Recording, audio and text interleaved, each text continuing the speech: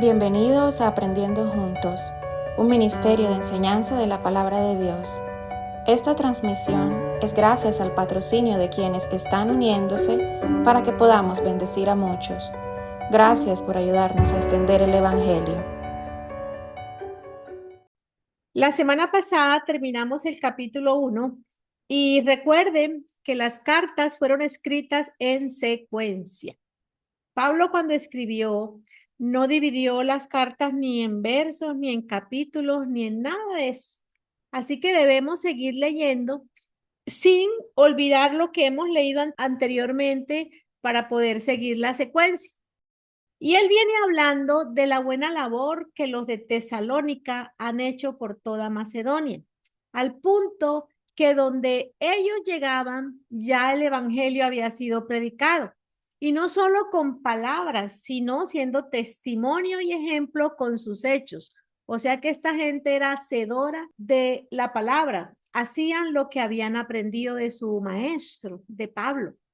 Esta iglesia están demostrando que cuando una persona realmente se convierte, toma decisiones definitivas, dando un giro de 180 grados a su vida, dejando todo atrás. Ellos dicen que dejaron los ídolos y se fueron directo, de lleno, 100% a lo que Dios les decía. Ellos no titubearon.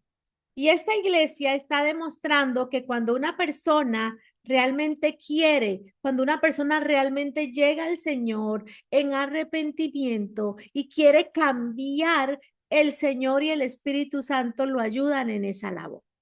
Y la predicación tan profunda que hacían los de Tesalónica, lo vimos en el verso 10, en el capítulo 1 del verso 10. Y a pesar que ya lo hablamos la semana pasada, el martes pasado, voy a empezar desde ahí para refrescar un poco lo que hemos visto. Entonces leo Primera de Tesalonicenses 1:10 en la Biblia, Nueva Biblia Viva, por favor. También cuentan cómo ustedes esperan que Jesús regrese del cielo, Él que es el Hijo amado de Dios, a quien Dios resucitó y quien nos libra del castigo que viene. Yo quiero que miren muy profundamente este verso. Solo con este verso podríamos hacer toda una serie por meses, porque aquí hay 3 doctrinas básicas solo en este verso. Y vamos a mirarlas. Primero, lo que él dice es, también cuentan cómo ustedes, los de Tesalónica, esperan que Jesús regrese del cielo. Esperar que Jesús regrese del cielo es el rapto de la iglesia. Segundo, lo que este verso dice es que Él, que es el Hijo amado de Dios, quien resucitó, haciendo referencia a la doctrina de la resurrección de los muertos. Y por último, este verso dice que quien nos libra del castigo venidero, o sea, que aquí está haciendo referencia de la tribulación y del juicio eterno. ¿Se están dando cuenta? En un solo verso, 3 doctrinas básicas del cristianismo en un solo verso. Demostrándome la palabra, muchachos, que esta iglesia entendía, a pesar de haber sido creada en tan poco tiempo, doctrinas básicas del cristianismo. 3 doctrinas básicas de las 6 que enseña la palabra que son básicas. Y tienen que entender, nuevamente les recalco, que esta iglesia lleva menos de un año de ser constituida. O sea, esta iglesia es nuevecita y ya dominaban estos temas. Estas son doctrinas básicas del cristianismo y que una iglesia debe dominar si quieren que sus congregantes sean como los de Tesalónica, maduros y que muestren frutos. ¿De dónde salen esas doctrinas básicas? Pues yo se los voy a recordar. Salen de Hebreos 6 del 1 al 2. Y quiero que lo leas, Eleonora, pero necesito que me la leas en la NTV, que se explica mayormente. Así que dejemos de repasar una y otra vez las enseñanzas elementales acerca de Cristo. Por el contrario, sigamos adelante hasta llegar a ser maduros en nuestro entendimiento. No puede ser que tengamos que comenzar de nuevo con los importantes cimientos acerca del arrepentimiento de las malas acciones y de tener fe en Dios. Ustedes tampoco necesitan más enseñanza acerca de los bautismos, la imposición de manos, la resurrección de los muertos y el juicio eterno. Así que, si Dios quiere, avanzaremos hacia un mayor entendimiento. Qué belleza de verso. ¿Qué me está diciendo el escritor de Hebreos? Me está diciendo, ve, hay 6 doctrinas básicas que no se las inventó la iglesia, que no se las inventó ninguna comunidad, sino que son de Cristo. No quiero que volvamos a repasar otra vez esas enseñanzas que son básicas. Esos son para los nuevos convertidos. La idea es que usted, que ya lleva tiempo en la iglesia, sepa y domine esto tan básico y siga adelante madurando su entendimiento. ¿Y cuáles son las doctrinas básicas que vemos aquí? Aquí dice arrepentimiento de las malas acciones, es arrepentimiento de obras muertas, primera doctrina. Tener fe en Dios, segunda doctrina. No necesitan que se les enseñe más acerca del bautismo. Bueno, doctrina de bautismos, tercera doctrina. Imposición de manos, cuarta doctrina. Resurrección de los muertos, quinta doctrina. Y juicio eterno, sexta doctrina. Ahí están las básicas, las básicas. Y a mí me sorprende, y siempre lo digo cada vez que voy a hablar de este tema, que ni siquiera lo básico lo sabe la iglesia. Ni siquiera lo básico. ¿Cuántas iglesias han enseñado claramente las doctrinas básicas de Cristo? Es lo básico. Y Él está diciendo, por favor, no me pongan a repetir ya lo básico. Ustedes tienen que haber avanzado ya. No me pongan a explicarles nuevamente todo lo básico. Por eso es que vemos hoy en día cristianos que no han entendido, no han avanzado, como dice Pablo allí, no han avanzado, no han renovado, no tienen nuevas revelaciones. Y vemos hoy en día cristianos votando por presidentes que abiertamente están en contra de Israel. Este es un ejemplo tan pequeño. Colombia es un ejemplo. ¿Cuántos cristianos votaron por Petro a pesar que conocían su pensamiento marxista izquierdista y que estaba en contra de Israel? ¿Cuántos cristianos no lo hicieron? ¿Por qué? Porque son niños, no han entendido nada, no han avanzado al conocimiento. Hace un año, el presidente de Colombia rompe relaciones con Israel. Eso fue el 2 de mayo. Va a ser un año que esto sucedió. Y yo me pregunto, ¿dónde están los cristianos que votaron por este señor? Es que no entendieron, que no sabían, no se les explicó que un cristiano no debía ponerse en contra del pueblo de Dios. Y muchos cristianos votaron por él. Y cuando uno habla de esto, la política y la religión no se juntan. Mentira del diablo, mentira de Satanás, porque nosotros como luz y sal del mundo debemos alumbrar, debemos decir lo que es de Dios y lo que no. Este señor, ¿qué hizo él allí? Maldecir al pueblo de Israel. ¿Y qué parte de la bendeciré a los que te bendicen? El pueblo cristiano no entendió.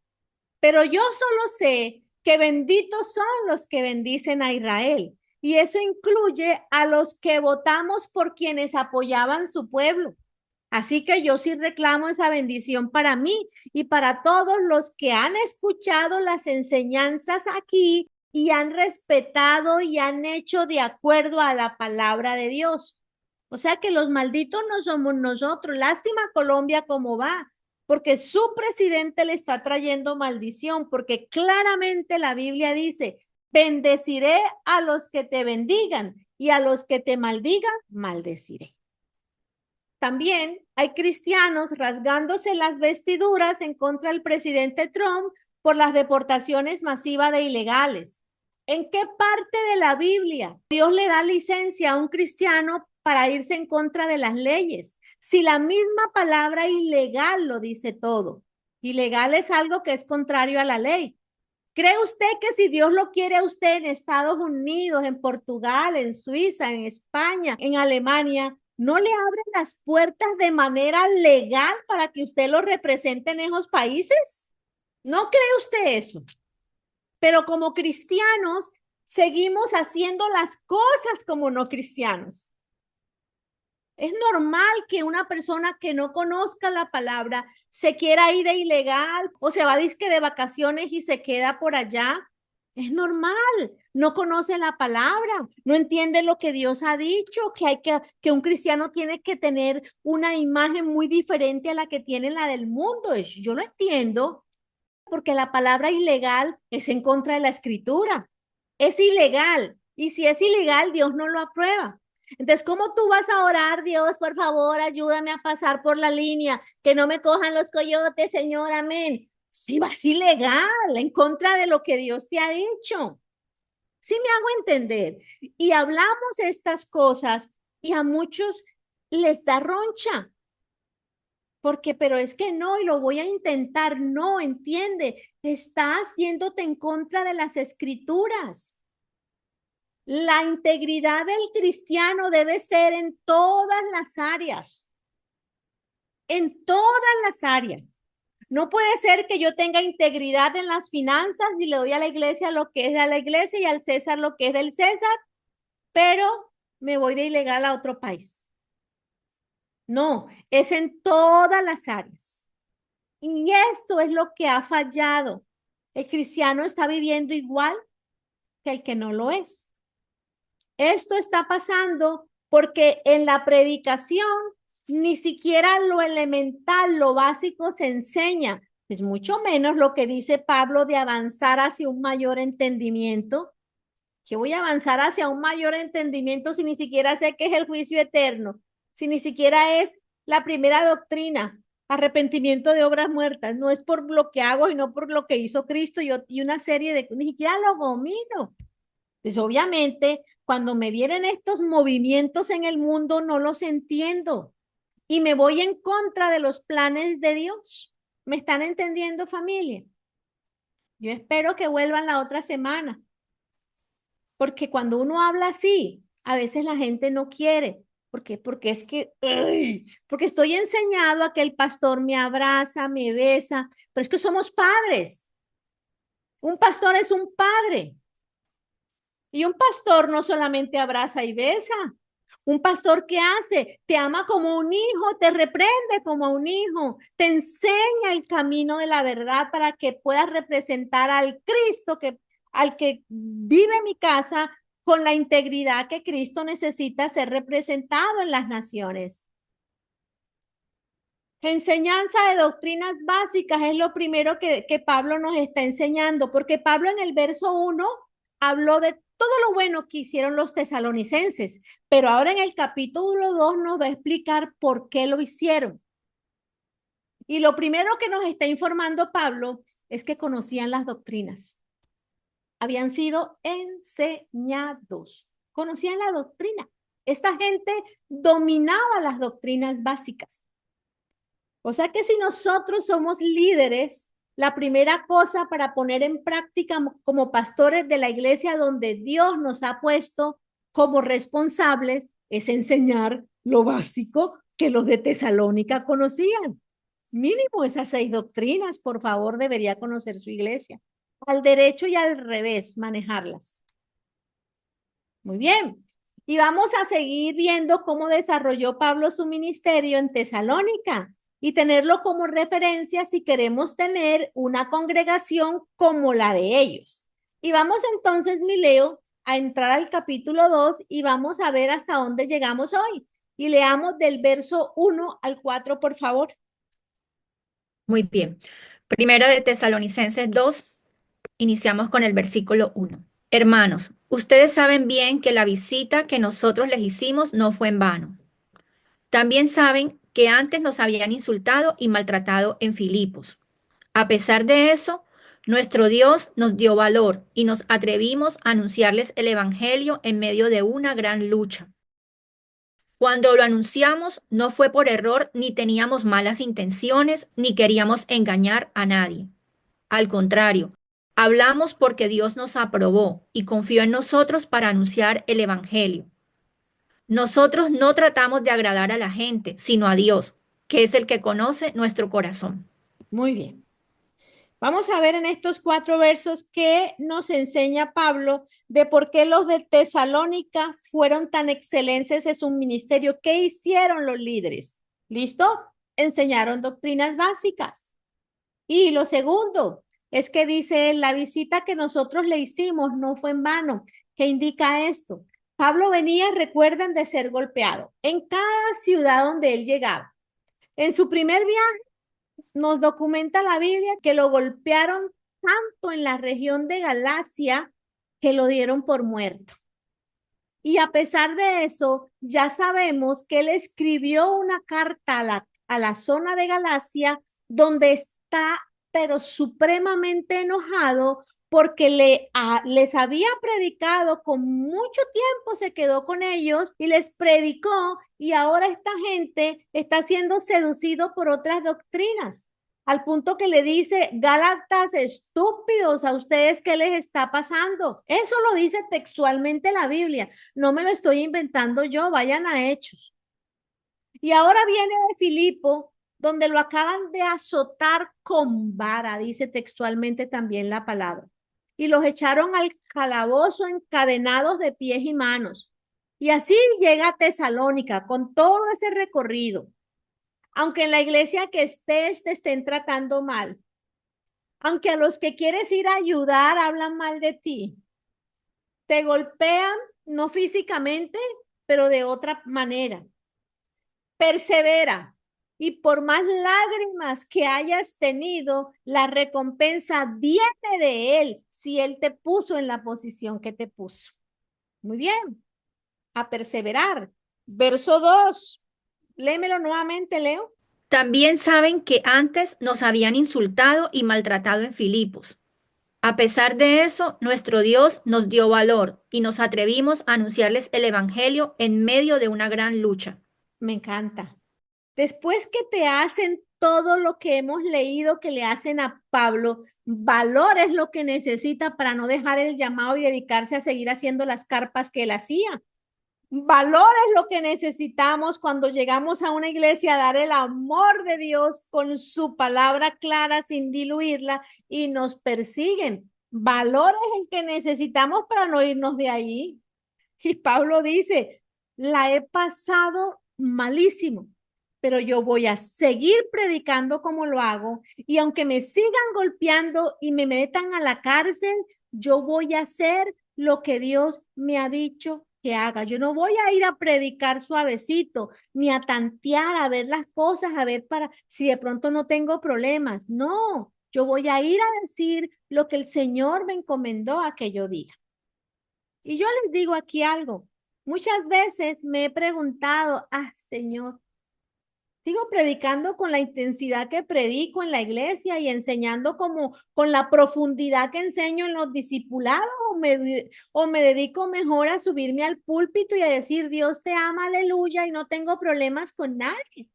Yo me lo he preguntado muchas veces, porque cada vez que se predica directo, más ataques y más persecución se levantan.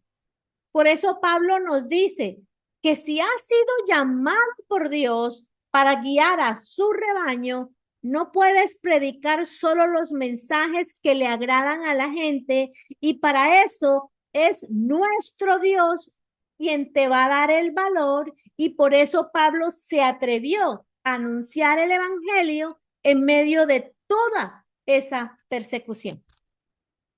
Si tú eres líder, tercer punto que puedes sacar de aquí, Dios te da el valor para atreverte a dar el mensaje, aunque te traiga persecución, si tú eres un verdadero llamado de Dios.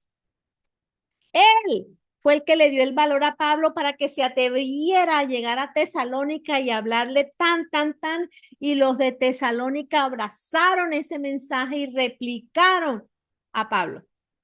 Aunque hay amigos que te dejen de hablar, no importa. Verso 3, mi Leo. Cuando lo anunciamos, no fue por error, ni teníamos malas intenciones, ni queríamos engañar a nadie. La Biblia Reina Valera dice, porque nuestra exhortación no procedió del error, ni de impurezas, ni fue por engaño. ¿Qué está diciendo Pablo? Nos dice que anunció el evangelio no por error, no porque no tuviera más nada que hacer y un día se levantó y dijo, ay, esto de hacer carpas no me está dando lo suficiente, entonces abriré obra, abriré una iglesia. No, él tenía un llamado, un propósito dado por Dios mismo. No es por error que como pastores enseñamos o exhortamos a la grey de Dios. No es por error que estamos dándole a la congregación de lo que Dios nos está dando. Pablo tampoco tenía malas intenciones ni quería engañar a nadie. O sea, que fue un hombre que lo que hacía reflejaba lo que predicaba y lo que caminaba reflejaba en lo que creía. Había integridad total en este hombre. La semana pasada toqué parte de esto que les estoy diciendo hoy. Y nuevamente Pablo trae el tema de la integridad y el carácter de un verdadero servidor de Dios. El carácter y la integridad son sumamente importantes para presentar el evangelio. ¿Qué tenemos que aprender de ese punto, los líderes? Lo que predicas es lo que vives. Tú no puedes predicar una cosa en el púlpito y después irte a hacer otra cosa. Los líderes deben vivir en integridad. Y por eso Pablo dice, como yo vivo en integridad siguiendo a Cristo, ustedes síganme a mí. Pero es que hoy en día cualquiera abre obra. Tengo una charcutería, no me está dando esto, cojo este garaje y le pongo 4 sillas y ya soy una iglesia. Yo me denomino pastor. Y eso no es el orden como dice Pablo. No. Mira los puntos de ellos como líderes para tener la iglesia que tenían. Si vas a predicar, vas a vivir lo que estás predicando. Si no, eres otro loro más.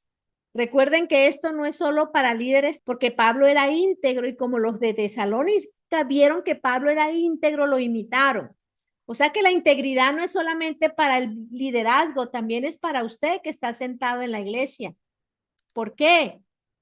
Usted, aunque no tenga llamado a ser apóstol, evangelista, pastor, profeta o maestro, tiene el llamado de ser testigo, como los de Tesalónica lo fueron en toda Macedonia. Porque ahora otro va a decir, ay, lo que está diciendo la pastora es para el pastor, o sea que no, eso a mí no me, ¿para qué? Me voy a salir, porque eso para mí no es. No, para usted también es. Porque la integridad del cristiano no solamente tiene que venir desde el púlpito. Desde el púlpito arranca si el pastor sigue a Jesús para que la congregación siga al pastor. Pero usted es el testigo. ¿Dónde? En la calle. Usted tiene que testificar también de Cristo. Muy bien. Verso 4, mi Leo. Al contrario, hablamos porque Dios nos aprobó y confió en nosotros para anunciar el Evangelio. Nosotros no tratamos de agradar a la gente, sino a Dios, que es el que conoce nuestro corazón. Ay, qué cosa tan bella. Dios llama a un líder después que es aprobado. Y eso significa que hubo una evaluación y después de ser aprobado, le confía anunciar el evangelio, antes no. ¿Cuántas iglesias no ponen a liderar a gente sin llamado solo porque tienen la necesidad? ¿Y cómo lo hacen? Ay, estamos empezando, necesitamos líderes. Ven tú, Claudia, Hemos visto que has venido varias semanas a la iglesia. Eso implica que amas a Dios. Queremos llamarte al pastorado y de ahora en adelante serás pastora. Yo pregunto, de acuerdo a lo que nos está diciendo Pablo, de acuerdo a esto que estamos leyendo y de acuerdo a lo que hemos visto de la imposición de las manos, ha sido aprobada. Dios y la iglesia la ha reconocido, la ha aprobado. Tiene testimonio de vida. No. Ella tiene llamado a ser testigo quizás de Jesucristo, como todos los que estamos en la iglesia. Pero esos llamados tienen que tener una evidencia en su caminar. Un caminar con Dios por largo tiempo, evidencia que han sido aprobados por Dios, que han pasado la prueba por Dios y por lo tanto Dios entonces les confía a ellos que anuncien el evangelio y que cuando se suba al púlpito la integridad y el carácter sean evidenciados en ese líder.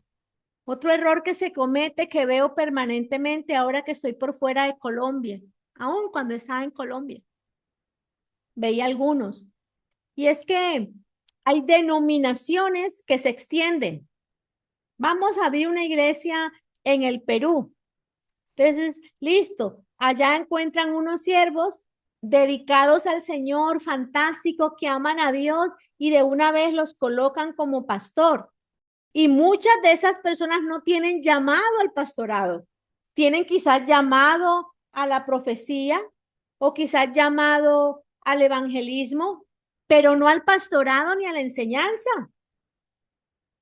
¿Y qué sucede? Se levanta una iglesia con unos pastores que aman a Dios, pero que no tienen el llamado al pastorado ni a la enseñanza, sino al evangelismo, quizás a cualquiera de los otros tres llamados. No se sigue a un líder, muchachos, porque hable bonito, por su elocuencia, porque vista bien, porque es atractivo o atractiva. Seguimos a un líder por su integridad, porque su vida refleja lo que predica. Si no es así, no han sido aprobados por Dios, ni se les ha confiado anunciar el evangelio. Aquí dice que Dios aprueba y Él no va a aprobar como su representante a una persona que no vive en integridad. Dios no te va a encargar el evangelio hasta que no seas aprobado. Ahí lo dice. Dios nos aprobó, dice Pablo, y confió en nosotros para anunciar el evangelio. Una vez que fue aprobado por Dios, le confió para anunciar el evangelio, antes no. Y mucha gente está desarrollando un ministerio sin aprobación, sin llamado. Por lo tanto, como Dios no les ha confiado esa labor, no tienen los dones que se necesita para realizar ese llamado. Una vez que Dios te ha llamado, probado y confiado a anunciar el evangelio, Él es el que te da el valor. Él es el que te da el denuedo. Él es el que te da la valentía para atreverte a predicar lo que la palabra dice, gústele a quien le guste, sin alterarla, sin diluirla. De lo contrario, solo tratarías de agradar a la gente y no a Dios. Porque los que te sostienen son las personas, no Dios. Y por eso, como tienes miedo que se vayan, predicas un evangelio suavecito. Pablo le dice nos dice a nosotros que ellos no trataban de agradar a la gente, sino a Dios, y que por eso ese resultado tan maravilloso que tuvieron con los de Tesalónica. Si eres líder, quinta cosa que nos deja ver aquí Pablo, si has sido llamado, no temes a la gente, sino a Dios, y predicas, exhortas, amas y corriges. Todo lo que podemos aprender de unos cuantos versos. El verso 5, Eleonora Gómez. Como ustedes saben, nunca hemos usado halagos ni pretextos para obtener dinero. Dios es testigo de eso. La palabra halago significa hablar de una manera que te van a elogiar, que le va a gustar a la persona, te están halagando. Pablo sabía que toda la escritura es inspirada por Dios, útil para enseñar, para redarguir, para corregir, para instruir. ¿A fin de qué? ¿Para qué hace eso? Para que el hombre de Dios sea perfecto, enteramente preparado para toda buena obra, dice la palabra. Se lo dijo a Timoteo el mismo Pablo. Habla solo la palabra, Timoteo, como yo lo he hecho siempre a donde voy. Yo no doy charlas de motivación, Timoteo. No, yo no hago eso. Yo predico la palabra. Y si debo corregir cuando hay que corregir, lo voy a hacer. Si tengo que abrazar, cuando hay que abrazar, también lo voy a hacer. Pero no soy el osito cariñosito que muchos en la congregación esperan que sea un pastor. No, un pastor es un padre, vuelvo y le repito, y un padre exhorta, te alienta a caminar correctamente y con la excelencia que tienes que caminar delante de Dios. ¿Cuántas personas dicen, ay, no, es que predica muy fuerte, me voy, no vuelvo? Me voy donde me den abracitos, pero donde te den abracitos no vas a crecer, vas a ser inmaduro siempre. Eres un papá. Y tú no vas a darle a tu hijo abracitos cada vez que hace algo malo, que mete la mano en los enchufes esos eléctricos, porque sabes que lo tienes que corregir, porque si algún día vuelve a meter el dedo allí, se va a electrocutar. Le estás evitando que muera. Lo mismo un pastor. Cuando un pastor te guía, te está evitando que mueras, te está evitando que vayas a un problema mayor. Y Pablo dice, yo nunca utilicé palabras que ellos se sintieran bien, como si todo estuviera perfecto y caminemos en amor, no nos digamos nada para no ofenderte. No. Él fue a predicar el evangelio sin utilizar palabras lisonjeras, sin utilizar halagos para que le agradara a la congregación. Y tampoco usó pretextos para obtener dinero. Si tú predicas lo que escrito está, la congregación entiende claramente que todo en la tierra se mueve con la ley de la siembra y la cosecha. La Biblia dice, todo lo que el hombre sembrare, eso recogerá, eso cosechará. ¿Qué semilla estás plantando? Porque vas a cosechar eso que siembras. La ley de la siembra y la cosecha es una ley universal, mis amigos, dada, establecida por Dios desde su creación. Y tiene aplicación para todas las áreas, tanto en la naturaleza como en lo material, como en lo espiritual. Si tú siembras pleitos, vas a obtener pleitos. Si tú siembras celos y contiendas, eso es lo que vas a tener. Si tú siembras amor, eso es lo que te va a llegar. Si tú siembras bondad, eso es lo que te va a llegar. Si tú siembras dinero, ¿qué te va a llegar? Pues dinero. La ley de la siembra y la cosecha. Mientras tú no siembres, no vas a recoger. Pero la gente no cree lo que dice Dios. No lo cree. Crees que no, es a mi manera. Entonces, no es que son unos ladrones. Todo pastor es ladrón. No, no, no. No, hay unos que son ladrones. Si usted no se fija en lo que está enseñando Pablo aquí, y no se fija en el testimonio y se va a sentar a cualquier lado. Sí, hay ladrones, sí. Hay pastores malos, sí. Como hay médicos malos. Y porque hay médicos malos, usted no deja de ir a consultar al médico si está enfermo. Entonces, si usted encontró un pastor malo, ¿qué tiene que hacer? Buscar, Dios mío, a uno que sí sea bueno, que los hay. Que los hay. Si siembras amor, muchachos, eso es lo que vas a recoger. ¿Y qué dice él? Yo no tuve que presionarlos a nada, yo les mostré lo que dice la Biblia. A la palabra ni se le añade ni se le quita el evangelio. Y el sexto que dice, Leo, Nunca hemos buscado que nos rindan honores, ni ustedes ni nadie. mire que lleva 2 versos diciendo nunca, y nunca es nunca. Nunca dijo palabras lisonjeras y nunca ha buscado que lo quieran y le rindan honores. Y hay algo que debemos aprender que existe dentro del ministerio, líderes. A algunos les podemos agradar, a otros quizás no soporten y a otros definitivamente no les gustamos para nada. Eso es normal. Entonces, porque no les gusto, voy a acomodar el mensaje para gustarles. O porque les gusto, voy entonces a reunirme solamente con ellos porque les gusto.